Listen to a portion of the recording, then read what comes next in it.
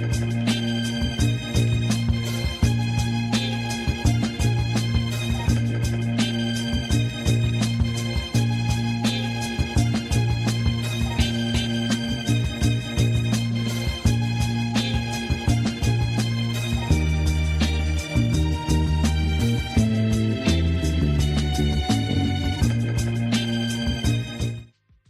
on, we're gonna do a 4-3. You're gonna be the defensive end right here, okay? Okay. Why you want to play defensive end so bad? Because, like, when I'm up, if I'm in a 3-point stance already, it takes me a little bit more time to get up. No, you got it backwards. You got it backwards. You wrong. That's wrong. Let me tell you why. Look, if you in a 3-point stance, put the ball down. You in a 3-point stance as a pass rusher. You got the dominant hand that you right with down. You already got yourself angled in a way to where your first step coming from a downward stance. You got to remember, when you down in the dirt like this, you coming from a sprinter stance. When people run, the fastest people in the world run, when you see them lining up, you see them doing this, talking about a mark, set, go, they coming from the ground. Because listen, when you down, you coming from a more explosive position. So that first step, it's going to be violent because you coming from a sprinter stance. You feel like you're giving yourself the advantage by standing thinking you doing something. That ain't helping you. You ain't going to be no fella, because guess what? When you get to the league, guess where your hands going to be? In the ground. In the dirt. I want you to get accustomed to putting your hands in the dirt. Y'all getting too pretty with this stuff. Get in the dirt. Come on. We're going to do it. Well, good morning and welcome to another edition of Let It Be Known. I'm your host, Stacey Brown. Peace and love, everybody. I'm your host, Niel, and we have some headlines, some fun ones, some light ones, and where you can get some good grub at with class. And we're going to have a conversation about that. And of course, Stacey, I had to just add this conversation about the Lakers, Jeannie Buss, and LeBron James. Oh, gosh, yes. We're going to talk about that too. That is. Oh, yeah. I want to get into that as well. That is really interesting. What'd you take away from that video, though? What did you take away from the video? Well, that's football, right? But she's teaching life lessons too.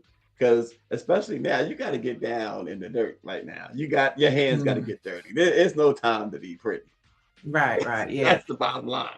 Mary has a song called Dirt, and they say we all need a little bit of it to grow. Yeah. And listen, I thought it was, what makes it even fascinating more is this was perhaps a mother and a daughter.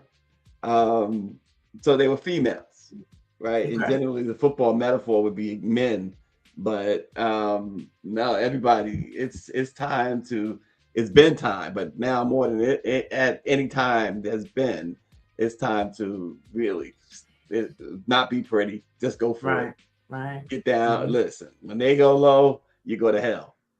Okay, that's what Cardi B says, And I think our forever First Lady Michelle Obama, she didn't backtrack it, but she gave her thoughts at the time in context, but she basically just said, now she's like, that just depends on the situation.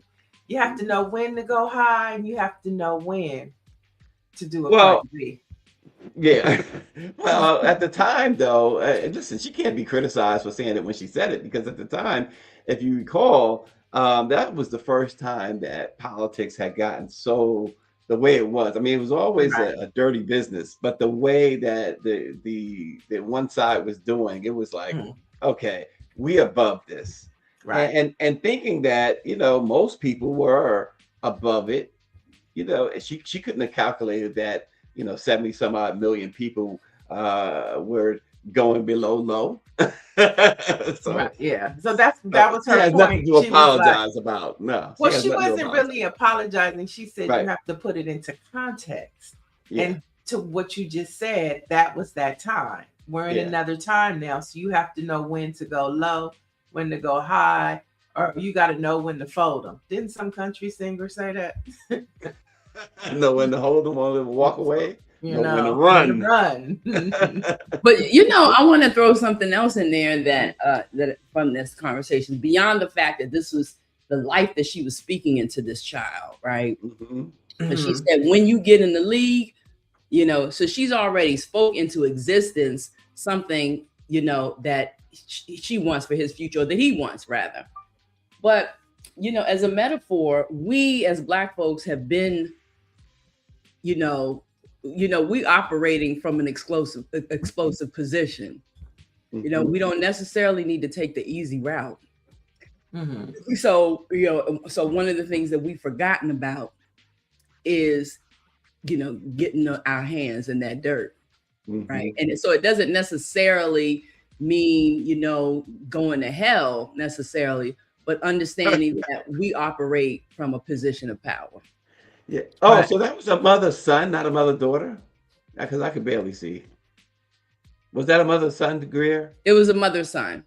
Mother-son. Okay. Forgive me for the mother-daughter reference, but it still applies. And Patricia had to walk away too. She said, you know, she walked away with teaching lessons to her child, positive belief in yourself, and be ready so you don't have to get ready. Nancy Wall says, mama with the dress on, telling him how to do it. So yeah, so there were some good takeaways from that, and everything we needed in this time. We need some positive takeaways. Without question. And I just wanted to, before we get into it, bring up RNG's message this morning about the people of Greenland. They're going viral, making fun of Americans doing the fentanyl fold.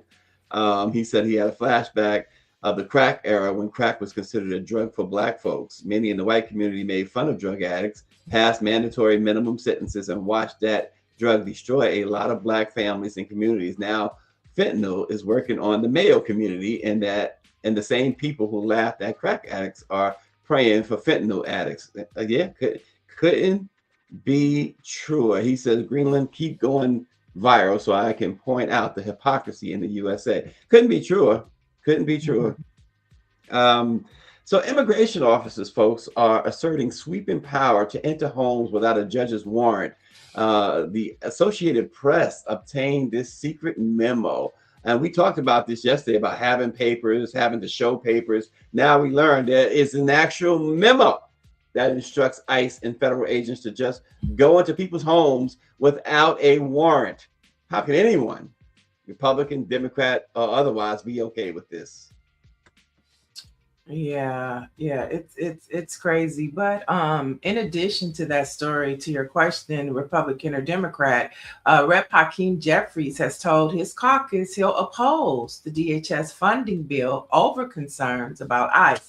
Now, during a closed-door meeting yesterday, House Democrat caucus, of course, they meet in the basement, you know, of the Capitol. And Jeffries, along with Rep. Catherine Clark, who is from Massachusetts, and the Democratic whip, announced they would vote against the DHS bill when it hits the floor today. And of course, this is setting the tone for the rest of Democrats to follow. And during this time, you know, not only should they follow, but they should be looking for the leaks, the cracks, and going after those Republicans to get them on board with that. That's how it used to work. That's how it used to work. Yeah. And you're right. They really need, this is something, it's in their faces. And the one thing I said it at the end of last year, and it certainly applies even more now as we head toward the end of January, this is midterm season.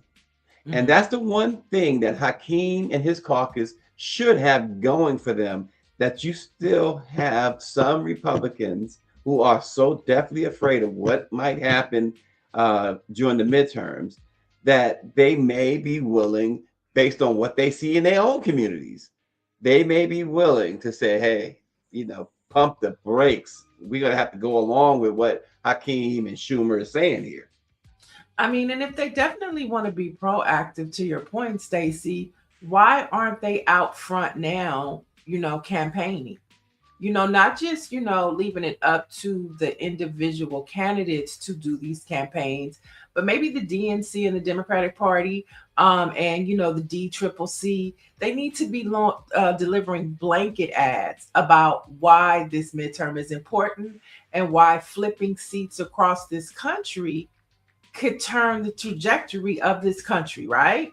I mean, a blanket statement, and then telling people you don't have to live in Texas to support a Jasmine Crockett. You can donate. You don't have to live in South Carolina or Tennessee if you don't want to make the change. You can robocall. So there are blanket statements because that repetition and frequency penetrates the voter.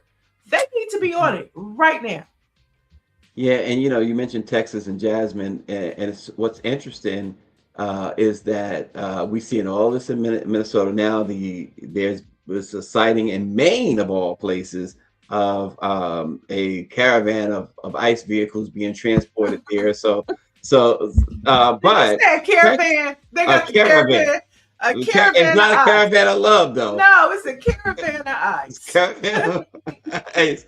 But the thing about it is that I'm going to say about Texas and Jasmine. Texas, that's a state because it's Governor Hot Wheels is the guy there. He's a Trump guy, but there's no state has more immigrants than Texas. Right. And Florida, think about Florida too, but so it's like the picking and choosing, that number one, that's wrong. And then their behavior is just racist. Just racist. Austin is chiming in this morning. Congressional Democrats are all jammed in a dark closet looking for the light switch, is what he said. Well, you know what? They better come outside. They can't wait till you have primaries coming up this first quarter. You got primaries in the summertime, and then you got the big game in November. They should be wasting no time as a party because the candidates are going to have enough fight of their own. So as a party, they need to be laying out a blanketed campaign as to why these midterms matter. And, to Austin's point, it's not the congressional Dems, it's the DNC. They hiding in the closet. What's going on over there? They looking for the light switch. Representative Crockett introduces the what? What was that? The Track ICE Act. Okay. Right. Jasmine is unapologetically not scared. Right. I mean, Rep. Ayanna Pressley last week or a week before last introduced a bill to abolish ICE. So there you see, Black women, we not in the closet. The lights are on, and we can see very clearly as to what's happening. Yeah. And let's not forget LaMonica McIver in New Jersey. She's facing 19 years for standing up for the people of New Jersey. Yeah. Patricia Jackson says Dixiecrats are exposed. Godly. And also this morning, the Supreme Court appears unlikely to allow Trump to immediately fire Federal Reserve Governor Lisa Cook, with the justices from across the ideological spectrum signaling that, quote, for cause protections must mean something and allow judicial review. Several justices warned that permitting an unreviewable firing would weaken the Federal Reserve's independence and risk market instability.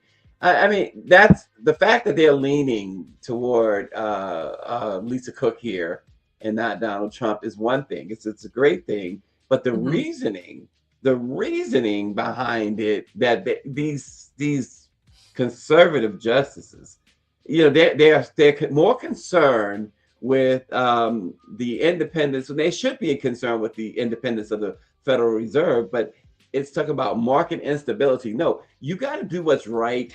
And what's right is Lisa Cook has done nothing wrong. Even Trump's own investigators can't find anything she did wrong.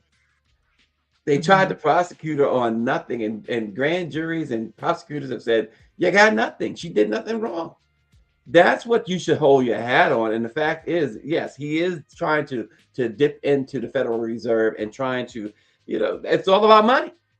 It's all about money and corruption. Yeah, it's not just her, it's the chair. He's already interviewing people to take his spot.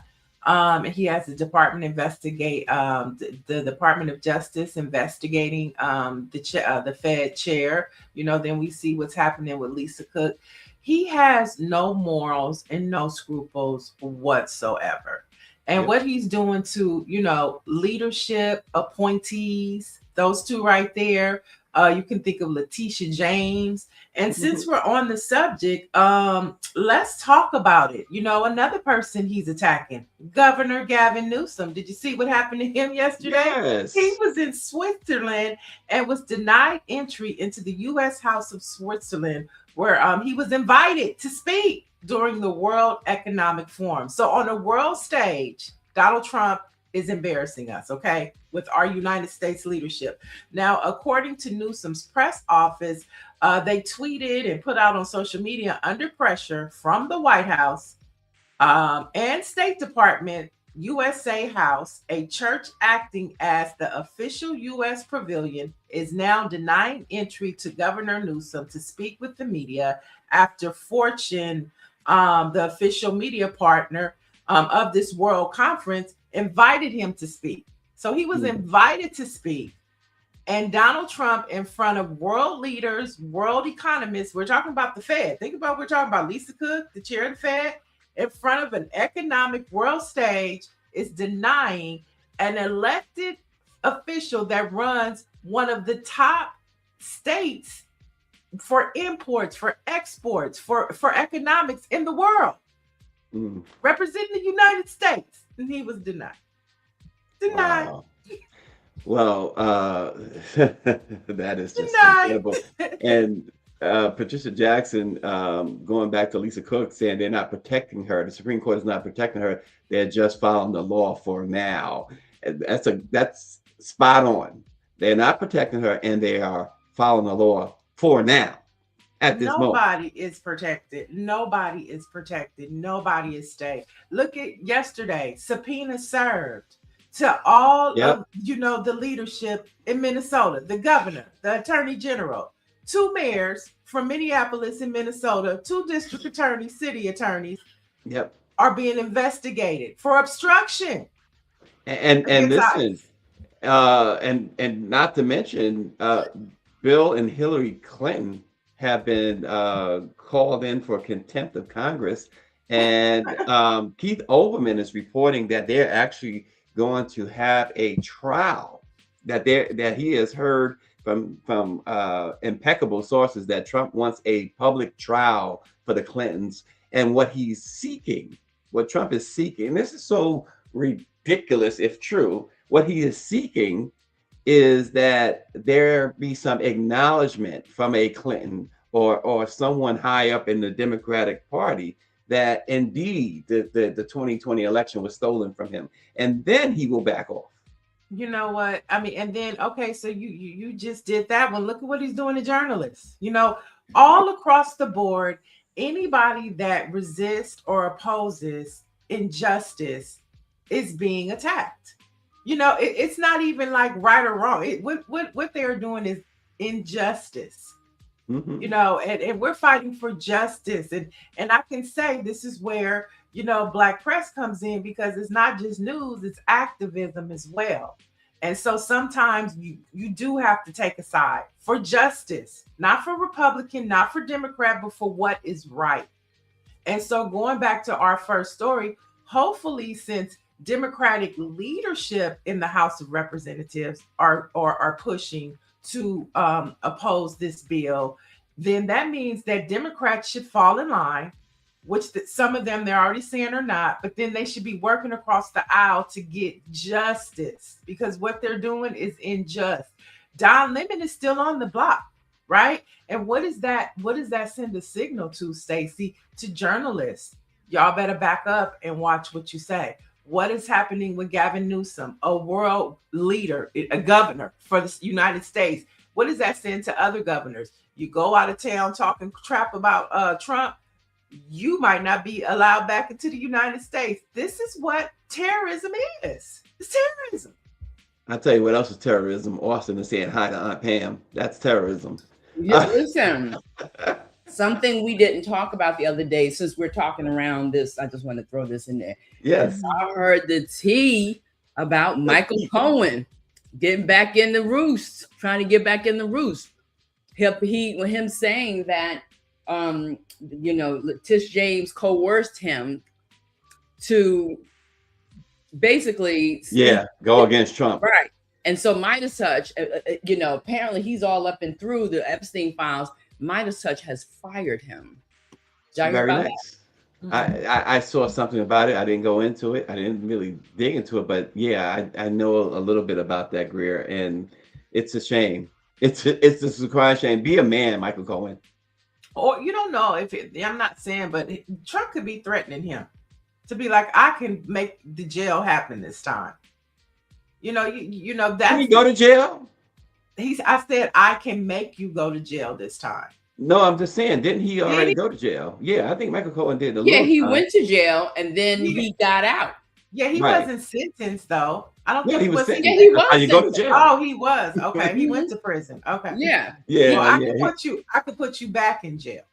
Okay. Yeah. Wow. It's interesting. I saw this. Michael Harriot wrote for the Contraband Camp's Black check scale when speaking of Trump, made the civil rights comments that white folks were taken advantage of or whatever.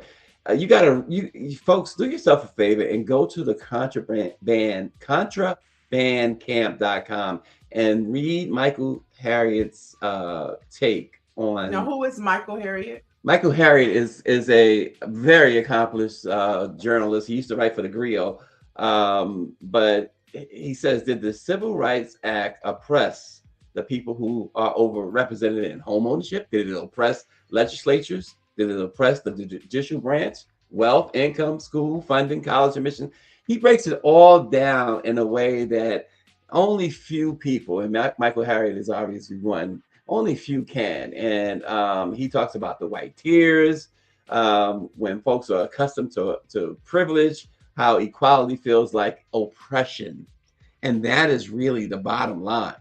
You are accustomed to all this privilege. And when somebody talks about we need to have an equal or a level playing field, they feel oppressed. Right. It's a lot deeper than that. I mean, he talks about the 57% of the U.S. population being white, but they make up 74% of the federal judiciary. 70% of state legislators, 80% of the K-12 teachers are white. 72% of college faculty is white. 90% of Fortune 500 CEOs and 99% of the people who think white men are being discriminated against. And so you got to read it, folks. Got to read it. Right. He really goes in and breaks it down. For those who want to come at you with, Trump has a point. He has no point. Or again, just reading that column, he doesn't mention reparations, but that column screams why we should be talking about reparations. Right. But doing more than talking about it. Right. Well, I'm glad that I'm glad though that there are Black scholars and Black individuals still pushing that conversation, because we see that it continues to pop up. And so, we'll see what happens. I know Orange G said Michael Cohen is the typical white boy they found under pressure. He is never to be trusted. And I did find he pled guilty to various federal crimes, tax evasion, campaign finances, and violations. In 2019, he began serving a 3-year prison sentence, but he was released in May of 2020, released to home confinement due to COVID-19 and the pandemic. And then July 2020, sent back to prison briefly after refusing to sign papers preventing him from publishing a book. But a judge ordered his release again. And so, Donald Trump could be messing with him. Either way, this whole Trump clan, this white terrorist and white supremacist organization that has hijacked our country is not just attacking the people, but he's attacking our elected, which goes back to where are the Democrats in the messaging? Why aren't we seeing commercials? Why aren't we getting, I don't want them to bombard our phones. I think they bombard our phones way too much, the text messages. But let's get this party started, y'all. Don't wait till June or November to do a national campaign. It's almost political suicide, I think. Well, again, and like I said earlier, the midterm, we're in midterm season now. It's as simple as that. It is midterm season. So, hey, folks, do what you got to do. Do what you do. All right. So, folks, are you hungry? Because if you're not hungry, you're going to be hungry with our next guest. Joining us this morning is Kevin Kelly, founder and owner of Kitchen and Cocktails by Kevin Kelly, and one of the few Black-owned restaurants operating in downtown Chicago. And after overwhelming support, Kevin, the restaurant has expanded into a larger space in the heart of the city while continuing to grow a national presence with locations, of course, where we always go in Washington, D.C., Philadelphia, Dallas, Charlotte, and Atlanta. Welcome to Let It Be Known, Kevin. Hey, good morning, everybody. Thanks for having me on today. Oh, good morning. Happy to have you here. Miss Anderson, I'm excited to be on myself.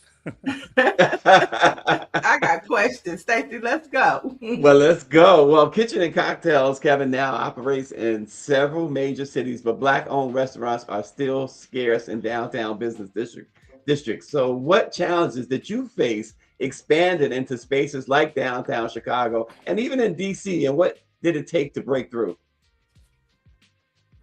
In Chicago, the challenge is getting people to believe in us as a business sometimes. When you're a Black-owned business, sometimes you get more of a difficult time than a white-owned business. Oftentimes we give grace to other businesses that we don't give to our own people, but it comes with it. I think one of the bigger challenges that we've had in Chicago, and let me back it up a bit, and let me share, Chicago's been fantastic. We opened in 2021. This is my second location. Now I've got 9 hospitality concepts. But Chicago was number 2. So without the success of Chicago, we don't get a chance to be in these other markets. And so if you ask me which city I'm very, very thankful for beyond Dallas, it's Chicago, because Chicago showed that we can take our concept across the country. And so now we are in Dallas, Chicago, DC, Charlotte, Atlanta, Philadelphia. And now I'm in Miami at an Airbnb I have because we've got a Miami location that opened up. But without Chicago, none of that is possible.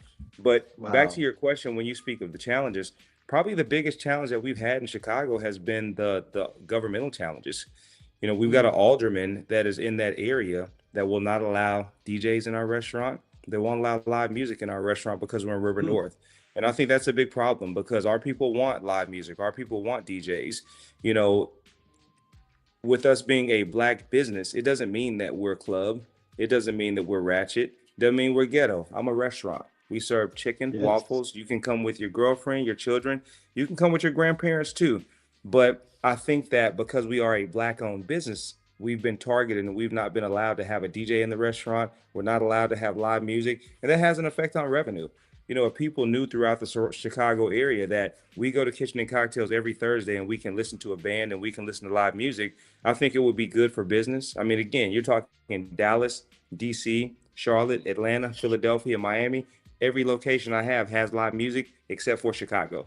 But the business that was there before me, Katana, they were allowed to have live music. They were allowed to have a DJ, but we're told that we can't. And, we've reached out to Alderman Riley's office a number of times, tried to build good rapport with him. We've been no issue since we've been in Chicago for the 4 years that we've been there. We've got a clean record, but we're not allowed to have it. And I think that that's definitely race related.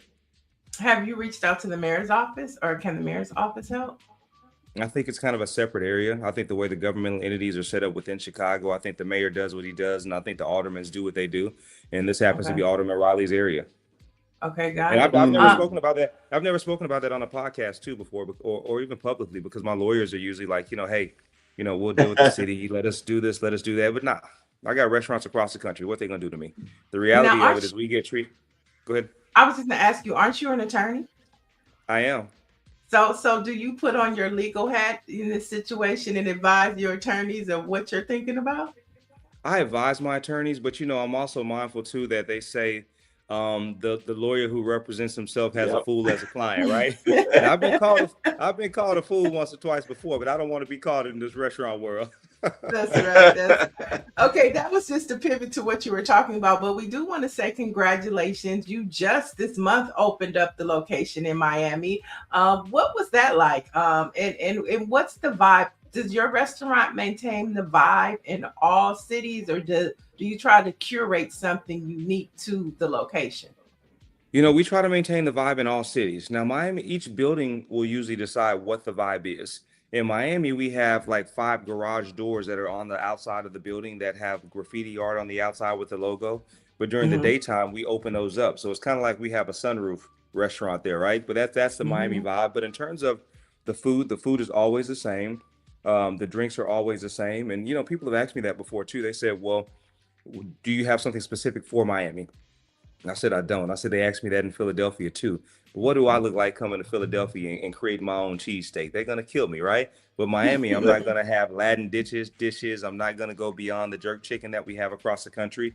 And, Hmm. Chicago taught me that lesson too. When, before we came to Chicago, they said, you got to have a steak on the menu. People in Chicago are steak people. So we went to work on these steaks, Miss Anderson. I created a traditional tomahawk. We had a jerk tomahawk, and that jerk one was special because it Mm. was a steak, but it was an extra seasoned steak, and it did taste like jerk chicken. It was just a fantastic tomahawk. Then we had a Asian cognac one where it had like a Hmm. sweet chili type sauce on it as well. Those were the best steaks to this day I've ever had, and nobody bought them. It taught me the lesson that, Wow. and it wasn't the customer's fault. When people come to us, they come to us for Southern food, so we have to be who we are. That's like me going to McDonald's and I have a craving for a cheesesteak, but I pull up to McDonald's. Well, that's not what McDonald's does. So I've got to get my Right. Big Mac, my fries, or something else, and I've got to go for what that concept has. Mm. Well, let me tell you, so we have frequented the DC location. In fact, we had Black Press Week event there last year. Hope to have it again this year. Guess we could talk to you more about that later. But the food, folks, the food is incredible. Not only is the food, you mentioned the music. The music is incredible. But more importantly, Kevin, the people who work at your locations, it's you feel like you are walking into your own home, your own kitchen. They treat you not as customers, not as just people we don't know coming off the street. They really treat you extremely warm. How important is it for your brand to have a presence in cities that shape culture, policy, and national conversation? It's extremely important for us to have brands in cities that shape culture and policy and so on and so forth. I'm unapologetically black. I own 100% of my businesses, which are rare for black businesses that do the volume that we do. My customers look like me for the most part, even though we welcome everybody and we want everybody, and my staff looks like me. And so I have to be mindful of that at all times. I have to make sure that we're working hard to give our staff opportunities that other restaurants do not. When you look at my restaurants across the country and you see management, our management team is diverse. I've got white GMs, but I've got a lot of black GMs too. I've got Mhm. black chefs, but I got white chefs too. There's balance with what we have. Whereas if you go to other restaurants that do the numbers that we do and go to any of them across Chicago and you say, who are the managers here? And you look and see, they don't ever look like us. And so when you talk about shaping culture, for me, it's very important to be that restaurant owner that is doing volume to say, I'm going to give our people a chance. And it doesn't mean that it comes without ups and downs. It definitely does, because when you go to, let's say, Maple and Ash, um, you may see 1, 2 black persons on the staff that are period, right? Our people don't get opportunities. And so when I get people that work for me as servers, bartenders, they haven't had a chance to do volume before because the Gibsons don't often give us a chance. The Alinea groups don't hire our people necessarily. And so I'm the one who's made a decision that I will give our people the opportunity. And it means more training. And it also means sometimes our people make mistakes too. But if I don't give chance to our people and if I don't believe in our people, then why would anybody else? And that's a position that I don't mind being in, responsibility I don't mind having, because our people are fantastic. And not just, and when I say our people with the restaurant, you know, I've got white people that work in the restaurant, and it makes me so happy to see them perform because they believe in the restaurant, but they also believe in our culture and our people. Because if you're white and you're walking into a restaurant that's 70% black, it's easy to say, I don't have to be the minority in this world because I'm not a minority anywhere else. So this doesn't work for me. Mhm. But the white people who work for us, they're just good people and they work and do a good job. But just like our black people are good people and do a good job too. And they deserve the opportunity too to be treated the same way that I treat whites within my restaurant and the same way that I treat Latinos within our restaurant. And this is Mhm. one of the situations that happen in society that people often don't pay attention to, but labor matters. And again, I'm going to reverse it back and tell you that, I've got 125 people or so that work for me in Chicago. Mhm. About 95% of them are black and brown. No Mhm. restaurants in Chicago with 125 people have 95% people that are black and brown. But why not have 25%? Why not have Right. 30%? Don't just hire us in the kitchen so we can season your food a little extra, right? Put them in the front of the restaurant. Let them put on Mhm. the nice suits. Let them talk to your staff. Give them the opportunity to be operators at a higher level. So now they have to sit in meetings and they have to understand labor, food costs. They have to understand how to truly operate a business. Their mind develops, they evolve, and they become better professionals. So not only can they win in the short term, but they can have a better life in hospitality for the next 20, 30 years. We're still not giving that opportunity in other restaurants. And so I'm proud to carry the flag of saying this is what we do, not only for our people, but for everyone who's qualified. Yeah, the DC, when I'm in DC, I visited. I love the char grilled oysters, delicious. I love that Sir Davis cocktail. It's made like a Hennessy sidecar, Honey, delicious. I mean, I'm a fan, and even like the curation. And I want to talk to you about that. And to the point of from the front of the house to the back of the house. And being from LA, I'm in LA. Being in LA, you do not see that, not from the front of the house to the back of the house. It is a pleasure to see that much blackness and culture. But I want to talk about the curation of the restaurant. One of the signature things that you have is that rose wall, which is famous. Every time everybody's in there, they're taking pictures and things like that. How important are just little unique tidbits like that, to cocktails and kitchen, and that signature brand that you are creating? you know what? I'm mindful of who my customers are. My customers are 70% female. And so Mm. the other 30% are male. And Stacy, that other 30%, half of them probably just coming because of a female, right? So my focus is ladies in the design of the restaurant and beyond just the design of the restaurant too. I want you, Miss Anderson, and every other female to feel like the restaurant is theirs. It may be my restaurant, but I'll tell you what, they better have that honeybee cocktail because if they don't have it, my wife might leave the restaurant, right? She's a huge Beyonce fan. She loves the spirit. She loves the cocktail. She loves seeing the bee, the honey on the drink. I mean, it's fantastic. And Mhm. when she comes with her friends, my staff knows to batch enough of it because if it's 10 women, all 10 of them are going to have 3 honeybees. So make sure you got it ready and you got it coming fast. Um, it's important. And I just like she feels that way. I want you to feel that way when you walk in the restaurant. I want you to say what's important to you. And you mentioned the rose wall. I want you to gather your girlfriends and say, we're about to come to the restaurant. We're going to order our food. But after we order, we're going to get up and we're going to take our photograph because we want to be by that wall and make our memories too. And so I'm mindful when you talk curation to not just sell food. I want to deliver experiences to people too. Because at base level, I understand that when you choose my restaurants, you can choose any restaurant. And when you choose my restaurant, you've had a day before that. You've had a life before walking in. But what does your day look like? Have you been celebrating a birthday, anniversary, something special? Or are you walking in and you have money problems, but you can afford a meal and you're coming in to eat kitchen and cocktails? And so that 30 minutes to 3 hours, however long you're there, that's my opportunity to curate an experience and to ensure that we can make a positive effect on your life. And so from the moment you walk in and you're told, welcome home, you're ours. We got to take care Mhm. of you. And beyond from the moment when we say, welcome home, to when you sit down and you get a chance to look at that menu and you see things that are from the South, things that make you comfortable, because it's called comfort food for a reason. This Mhm. food was made when I was a baby, when I was a boy, and I was loved while I was fed it. I was with my grandmother when she was making it. And, that's why this food is so near and dear to me. And so I want to make other people feel the way that I feel when I'm in a restaurant. I got so much to say today. I'm going to be fast with it, but with curating the experiences, I don't want it to just be the food. You see, if you give me the worst looking shack in Chicago and LA and Dallas, and I'm Mhm. selling fried chicken out of there, I'm gonna kick ass with my fried chicken. but I don't want to take the customer for granted. It's really important that they can have a cocktail that's good. And so I personally spent months tasting cocktails to ensure that we could deliver well there. Not just what I want, but what I think our customer may want. That's beautiful, that tastes good. It's going to be a little bit on the sweeter profile because my customers aren't men for the most part, and I want the women to have beautiful drinks to choose from. But I also know that men may want to drink too. So we have our old fashions, we have our high-end spirits that can be drank neat. Like I prefer my tequila drink neat, right? But beyond food, drink, how you feel is important too. When you walk in, you may want to hear Tony. You may want to hear Miguel. You may want to hear Marvin Gaye. I just want people to feel good in the restaurant. When you think of how many meals you eat out, I eat 365 days a week. I DoorDash probably 300 days a week. I eat out, 300 days a month. I'm sorry. Like, this boy is real skinny to be eating 300 days a week, right? But anyway, 300 days a year I eat out. And then I DoorDash about 300 days too. And I don't get made to feel special in a restaurant.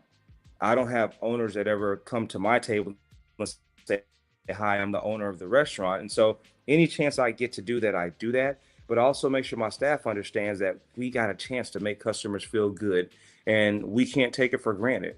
We cannot take it for granted. So that's where the curation comes in. And it's really me wanting to give people what I would want for myself or for my own family.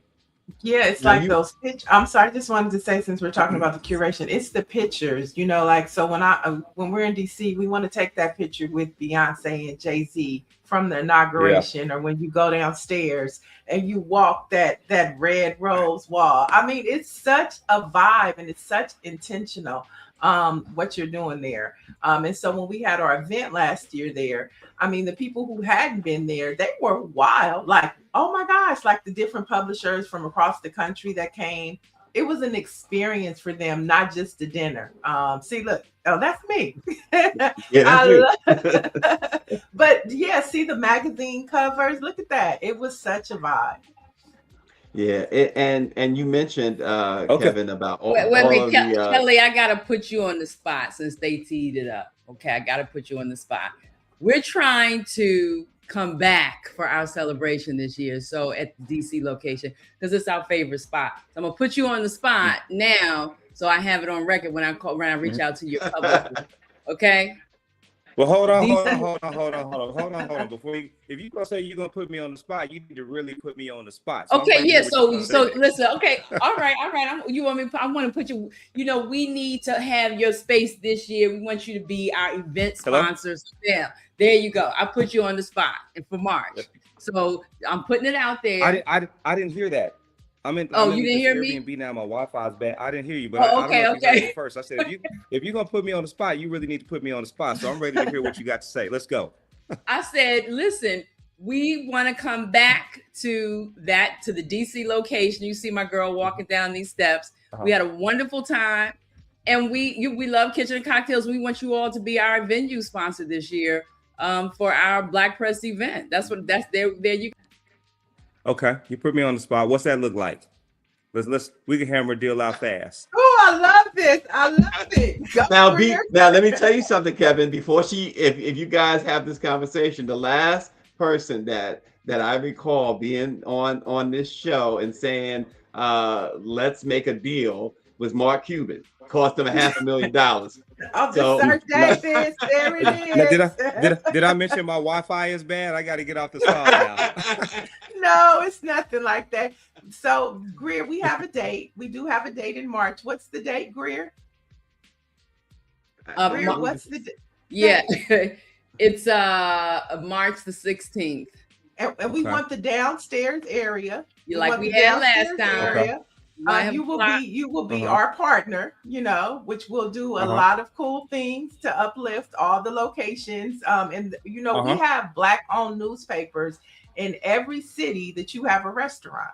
So we want just do some trade and so maybe sponsor our cocktail and how many will you have down? How many people will you have down there? Listen, whatever the space allows, we want to, listen, we're counting down to 200 years of the Black Press of America. This is a monumental event. Okay. And, and our event is going to be the flyest event anyway. So I'm just, it's time to get in, on the This is- ground. And this is listen, amazing. you started this last year was the first time that we, let it be known, had our event. We had a couple of newspaper people there. We're going to have Right. lawmakers there and all that. You got to get in. We want you. We want you in on the ground level. And we want you there. Okay. We want you there too. Yes. Okay. Here's what we're gonna do. You're gonna have 100 people there. I'm gonna give you guys.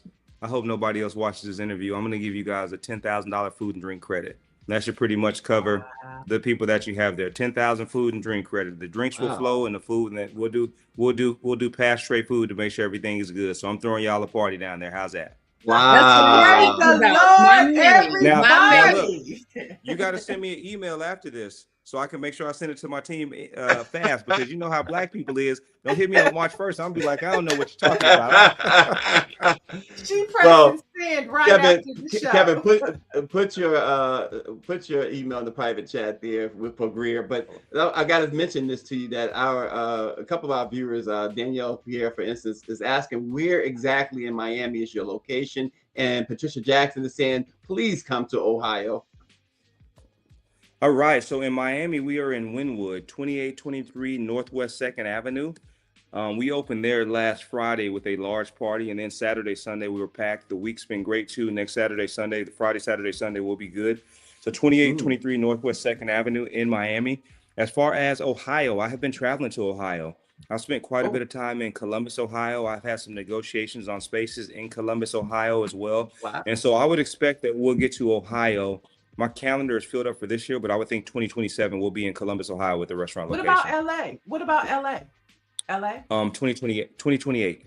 When I do LA, Breaking stuff when I do- here from when I Kevin. do and the Olympics are in 2028 too, huh? Right Yep. there. And I have a Yeah. plug. I have a plug in Inglewood. I used to run the mayor's campaign, so I'm just saying they're trying to do a lot. They have a lot of real estate in Inglewood that have Right. like disclosed buildings. Inglewood might be a spot for you, and it's the mayor is black, Mayor JT Butts. And it's a lot of black thriving businesses. You would fit in perfect in Inglewood. Plus, it's the World Cup too. Remember, the World Cup is there. You have the Lakers. No, not the Lakers. The Clippers. You have the Rams. You have the Chargers. And to the YouTube Theater and the Forum. It's a great spot. It's a Wow. great city for LA. Kevin, it's a lot. When I do LA, it's a little. Yeah. Okay, Well- so let's play some fun. Let's have some fun. Wait, Stacey, before with you him. get Okay. to that, I got to mention this to Kevin because he mentioned all the tasting he has to do, the alcohol tasting. And if you ever get tired of that, you can call me up. I can do that. I'm just letting you know. I appreciate that. Good looking out. Yeah. But we want to do, before we let you go, we want to do a round of rapid fire, some fun. So the first one is the brunch battle. Now you can only have one for whatever reason for brunch at your restaurant. Are you picking chicken and waffles or shrimp and grits? Black and shrimp and grits with a fried lobster tail on the side. Okay. So, cocktails, kitchen and cocktails, y'all. Kitchen and cocktails. Okay, so dress code. It's 2026. Is it a crisp white t-shirt, business casual, or a violation in your establishment? We prefer business casual. And I tell people, don't dress for me, for the restaurant, dress for that person that you're dining with. Be mindful of the table that's next to you as well. We're, so fantastic. Our customers with some of the outfits they have, they're great. And just bring your best because you're out to eat with people, and sometimes we do have to have conversations with people because clothes are too short or too revealing. And, I don't blame ourselves. I blame the family and friends, the people that let them leave the house that way. I think it's okay to sit down and dine at a restaurant and feel good. And I'm a t-shirt guy. I wear t-shirts a lot, but if I wear a t-shirt, it's going to be crisp. I'm going to have on decent pants, decent shoes, and that's it. You don't have to wear a tuxedo or wear a suit to come to the restaurant because we're a family restaurant. We want to be your everyday restaurant. We're not fine dining. We're not a drive-through either. So just do your best. And with that question, we're often asked too, well, what about kids? I got 2 kids. Bring your kids too. I don't understand why people don't want kids in restaurants or don't allow them. Everybody who says kids can't come, they forget they were a kid once upon a time too. And so again, we want the whole country to eat in our restaurants. Okay, so we're going to leave kitchens and cocktails, and we're going to have you put on your legal hat. So this is the soundtrack. If you're winning a case, What's playing in the headphones? Is it Jay-Z, Rick Ross, or Nas? Jay-Z, you don't know. There you have it. That was easy for Yeah, Yeah, very because easy. then you have to think twice. well, listen, we definitely appreciate you and appreciate Kitchen and Cocktail. Like we said, even before this, we've been patronizing, we've been patrons of Kitchen and Cocktails because of the experience. The experience is great. The food is great. The music. I hope that you get that music situation straightened out in Chicago, Yes, for sure. and wherever you go, because it's all a part of that unique atmosphere that you presented. Yeah, Right. yeah. You know, it's a part of the culture, and even in Chicago, just to circle back and to address that set of circumstances. You know, when I do interviews, I try to be very, very positive, and I don't really speak much on negativity because why? There's so many wins to be had. But I do think that with the position that the alderman's office is taking in Chicago, with not allowing us to have a DJ or to have live music, I think it's an attack on our culture. You know, we do deserve the chance to sit down and hear music when we go to our restaurants, just like the white restaurants in River North. They can have live music and they can have a DJ. We know how to control ourselves. It doesn't mean it's going to be violence. We're a restaurant. And so we'd encourage the alderman and his staff to come to the restaurant, sit down and have a meal before you keep pushing back and saying that we can't have a PPA, which is a license to have live music and a license to have a DJ. And if you represent River North, or if you're anywhere in Chicago, such a black city, there's no way you should be anti-black and anti things that are of our culture. So give us our DJ, give us our music. Who knows? Maybe I do need to put my legal hat on, huh? Yeah, or you know, but one thing that the black press is known is for amplifying stories like this, news, views, and Right. advocacy. And so one of our papers there is the Chicago Defender. So I'm sure Stacey is thinking of a story right now Right to now. help elevate this. I know it's coming. I know it's coming. All right. Absolutely. Well, thank you all Thank- for your time. I appreciate the presence. Look, I put it in the chat. You're going to send me an email. We're going to get it working so we can sponsor the event on March the 16th when you all are in DC.